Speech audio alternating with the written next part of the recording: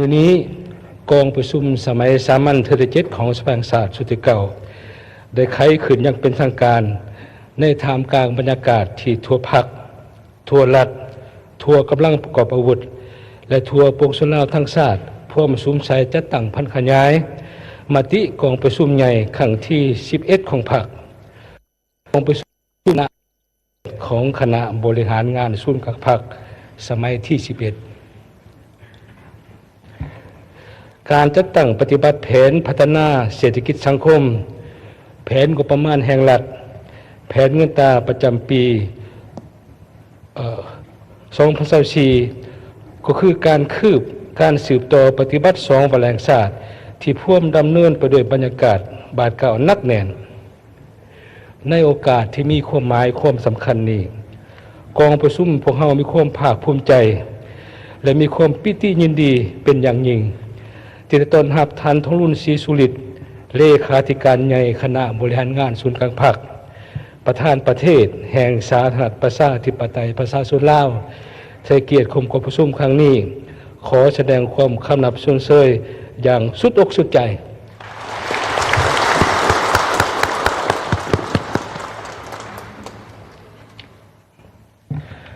ขอแสดงความคำนับสรรเสริญ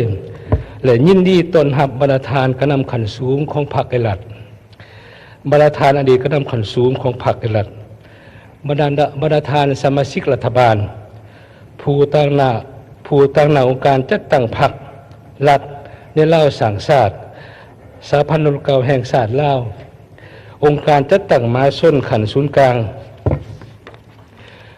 บรรดาทูตอนุทูตต่างหน้าองค์การจัดตั้งสากลประจำลาวและบรรดาผู้ทรงคุณวุฒิสถาบันการศึกษาหัวหน่วยธุรกิจให้เกียรติกองประชุมครั้งนี้อย่างสุดอกสุดใจ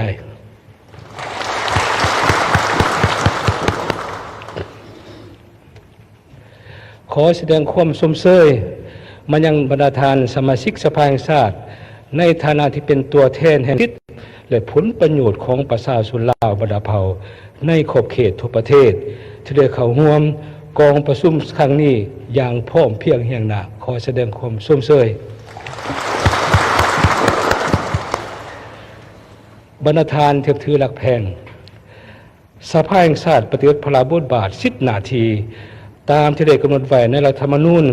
และกฎหมายซึ่งเราจะใช้ในการเคลื่อนไหวเวียกงานในอย่าง6 เดือนต้นปี2024ในทำการภายเป็นล้อมของพรรคพืชและสากลพวกมีการผันแปรอย่างซับซ้อนว่องไวสลับซับซ้อนขาดคะแนนได้ยากซึ่งได้ส่งผลกระทบโดยตรงต่อบรรดาประเทศในโลกรวมทั้งสาธารณรัฐประชาธิปไตยประชาชนลาวของพวกเราบวกกับความยุ่งยากทางด้านเศรษฐกิจการเงินซึ่งเฮ็ดให้การคุ้มครองรัฐคุ้มครองเศรษฐกิจสังคมโดยกฎหมายพบกับสิ่งท้าทายใหม่ซึ่งได้ส่งผลกระทบต่อการพัฒนาการดำรงชีวิตของพนักงานราชการทหารตำรวจก็คือประชาชนบรรดาเผ่าในขอบเขตทั่วประเทศแต่ด้วยความใส่น้ำผ้าสีน้ำของศูนย์กลางพรรคการเวียกร่วมกันอย่างใกล้ชิดเป็นเอกภาพระหว่างสภาแห่งชาติและคณะรัฐบาลเฮ็ดให้ประเทศชาติเฮายังสืบต่อมีการพัฒนาและมีมาตรการแก้ไขความยากสิทธิการเงินเฮ็ดให้บรรดาขาดหมายทางด้านสิทธิการเงินจำนวนหนึ่งก็คือสิทธิสังคมจำนวนหนึ่งจำนวนบ่น้อยสามารถบรรลุได้ตามแผนและขาดหมายจำนวนหนึ่งปฏิบัติได้ลื่นแผนซึ่งได้ประกอบส่วนเฮ็ดให้ประเทศชาติยังสืบต่อมีเสถียรภาพทางด้านการเมืองสังคมมีความสงบเป็นระเบียบห้อยโดยพื้นฐานเศรษฐกิจยังสืบต่อมีท่าเอียงเติบโตและขยายตัวบรรดาทานผู้นำพรรครัฐบรรดาทานสมาชิกสภาแห่งชาติแขกที่มีเกียรติภายในและต่างประเทศที่ถือแพงโดยปฏิบัติตามรัฐธรรมนูญและกฎหมายว่าโดยสภาแห่งชาติกองประชุมสมัยสามัญเทอร์7ของสภาแห่งชาติสุดที่เก่าครั้งนี้จะได้พิจารณาห้องเอาปัญหาสำคัญพื้นฐานของประเทศชาติดังนี้ 1. บทรายงานโดยสังเขปของทานนายกรัฐมนตรีเกี่ยวกับการจัดตั้งปฏิบัติแผนพัฒนาเศรษฐกิจสังคมแผนประมาณแห่งรัฐแผนเงินตราโดยติดพันกับการจัดตั้งปฏิบัติ2 วาระแห่งชาติระยะ6 เดือนต้นปี2024 และเป็นการ6เดือนถ่ายปี 2024 บทรายงานการจัดตั้งประเทศแผนพัฒนาสินสังคมระยะ6เดือนต้นปี 2024 และแผนการ6เดือนถ่ายปี 2024 บทรายงานการจัดตั้งปฏิวัติแผนงบประมาณแห่งรัฐระยะ6เดือนต้นปี 2024 และแผนการถ่ายปี 6 เดือนบทรายงานการจัดตั้งแผนเงินตราระยะ6เดือนต้นปี 2024 แผนการ6เดือนถ่ายปีบทรายงานของรัฐบาลเกี่ยวกับการจัดตั้งปฏิบัติโครงการลงทุนแห่ธาตุในผ่านมาและกำหนดแผนการจัดตั้งปฏิบัติงานดังกล่าวในตอนหน้าโดยติดพันการจัดตั้งปฏิบัติมติกองประชุมสภาแห่งชาติฉบับเลขที่ 95 ทับ สปส. ลงที่ 18 กรกฎาคม 2023 โดยคำห้องอวิสัยทัศน์ฮอดปี 2040 และยุทธศาสตร์พัฒนาแห่งชาติฮอดปี 2030 บทรายงานของรัฐบาลเกี่ยวกับการจัดตั้งปฏิบัติขาดไม้พัฒนาชนบทและแก้ไขความทุกข์ยากในยามผ่านมาและทิศทางแผนการในตัวหน้าติดพันกับการจัดตั้งปฏิบัติมติของกองประชุมสภาแห่งชาติฉบับเลขที่ 82 ทับ สปส. ลงวันที่ 30 ธันวาคม 2022 บทรายงานของการตรวจสอบแห่งรัฐเกี่ยวกับการแก้ไขผลการตรวจสอบประจำปี 2022 บทรายงานเกี่ยวกับการเคลื่อนไหวงานกองประชุมสมัยสามัญที่ 6 หาที่ 7 และแผนการฮอดกองประชุมสมัยสามัญที่ 8 ของสภาแห่งชาติชุดที่ 9 บทรายงานเกี่ยวกับการกาเกียมปรับปรุงบางเนื้อในรัฐธรรมนูญแห่งสาธารณรัฐประชาธิปไตยประชาชนลาวฉบับปี 2015 10. พิจารณาคำห้องเอากฎหมายสร้างปรับปรุงกฎหมายจำนวนหนึ่งรวมทั้งหมดมี 13 ฉบับดังนี้ในนี้มีกฎหมายสั่งใหม่ 2 ฉบับคือกฎหมายว่าด้วยทรัพยากรที่เป็นยาห่างกฎหมายว่าด้วยสากลกฎหมายปรับปรุงมีรวมทั้งหมดมี 11 ฉบับกฎหมายว่าด้วยการสกัดกั้นต้านเชื้อไวรัส HIV พยาธิเอดส์กฎหมายว่าด้วยการส่งเสริมการลงทุน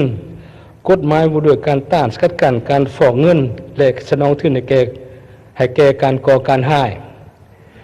กฎหมายว่าด้วยการปกปักรักษาสิ่งแวดล้อมกฎหมายว่าด้วยการท่องเที่ยวกฎหมายว่าด้วยเอากรมูลค่าเพิ่มกฎหมายว่าด้วยการสกัดกั้นและต้านอัคคีภัยกฎหมายว่าด้วยการต้านการสลาดบังหลวงกฎหมายว่าด้วยสภาแห่งชาติกฎหมายว่าด้วยสภาประชาชนขันแขวงและกฎหมายว่าด้วยการเลือกตั้งสมาชิกสภาแห่งชาติและสมาชิกสภาประชาชนขันแขวงนอกนั้นกองประชุมยังจะได้รับฟังการชี้แจงการรายงานเพิ่มเติมของบรรดากระทรวงคณะการภาคส่วนเกี่ยวข้องจำนวนหนึ่งต่อปัญหาต่างๆที่กองประชุมมีความสนใจก็คือตอบคำซักถามของบรรดาฐานสมาชิกสภาแห่งชาติบรรดาฐานที่เพื่อหลักแพงกองประชุมสมัยสามัญที่ 7 ครั้งนี้จะได้พิจารณาตกลงหลายในที่สำคัญและเพื่อการพิจารณาห้องปัญหาสำคัญพื้นฐานของประเทศชาติที่มีจำนวนหลายคือดังกล่าวให้มีคุณภาพมีมากมีผลบรรลุตามแผนการที่วางไว้ในนามประธานกองประชุมข้าพเจ้าคอยห้องมันยังทุกภาคส่วนเกี่ยวข้องจงสืบต่อในการร่วมมือและสนองข้อมูลต่อบรรดาเนื้อในที่นำเข้าพิจารณาหับห้องในกองประชุมครั้งนี้เรียกห้องมันยังตามบรรดาฐานสมาชิกสภาแห่งชาติจนได้นำใส่สิทธิประชาธิปไตยเสริมขยายหัวคิดปฏิสร้างและเสริฐสู้ความชอบการเมืองของตนในการสูงใส่สติปัญญาเขาในการค้นคว้าอย่างลึกซึ้งประกอบความคิดคอมเมนต์ต่อทุกปัญหาต่างๆอย่างที่ถ่วงสร้างสรรค์ภาวะวิสัยมีเหตุมีผลแทนเหมาะกับสภาพความเป็นจริงของประเทศเฮาหัดกุมบนพื้นฐานแนวทางเปลี่ยนแปลงของพรรครัฐธรรมนูญและกฎหมายของรัฐสภาพความเป็นจริงทางด้านคิดการคมตามเงื่อนไขของประเทศเฮาในปัจจุบันพร้อมทั้งสกหาวิธีการมาตรการแก้ไขที่สอดคล้องกับปัญหาต่างๆที่เป็นที่ประชาชนผู้มีสิทธิเลือกตั้งมีความเป็นห่วงเป็นใยต่อบรรดาหีบด่วนเข่งห้อนของพวกเฮาในปัจจุบันนี้เพื่อสร้างเป็นคุณเอกภาพสูงต่อเนื้อในที่นำมาพิจารณาให้มีคุณภาพก้าวไปถึงการรับห้องในกองประชุมครั้งนี้และสามารถจัดตั้งปฏิบัติอย่างเป็นรูปธรรมและมีมากผลตัวจริง